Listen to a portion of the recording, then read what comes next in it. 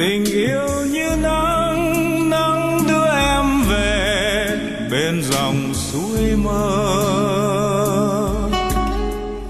nhẹ vương theo gió, gió mang câu thề xa rời chốn xưa.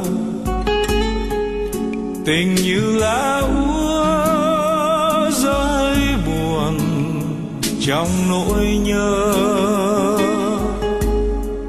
mưa vẫn mưa rơi, mây vẫn mây trôi, hắt hiu tình tôi.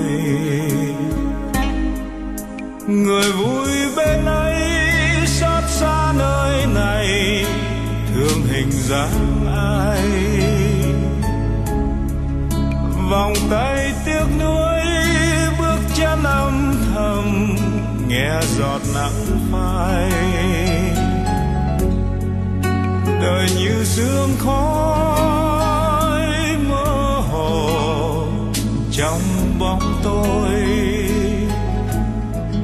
Em đã xa xôi, tôi vẫn chơi vơi riêng một góc trời. Người yêu dấu hỡi, khi mùa xuân vội qua chốn nơi đây, nụ hôn đã mơ say, bờ môi ướt mi cay, nay còn đâu.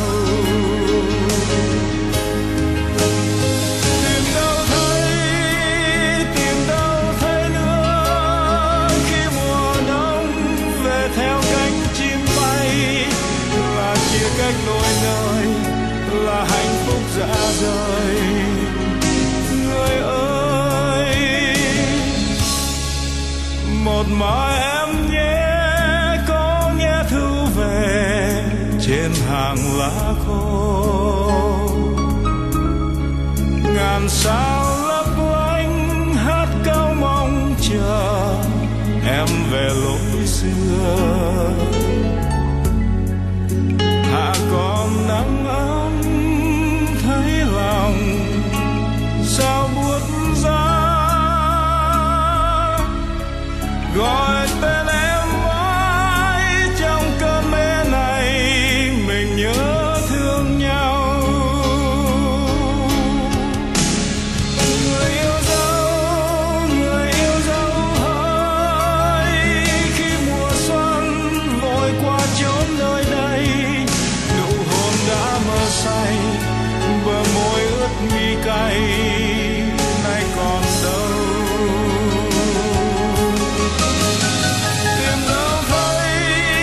Tìm đâu thấy nữa, khi mùa đông về theo cánh chim bay, là chia cách đôi nơi, là hạnh phúc rã rời. Người ơi,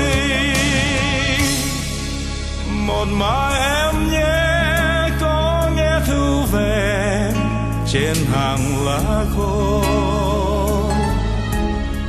Ngàn sao lấp lánh hát câu mong chờ em về lối xưa. Hạ còn nắng ấm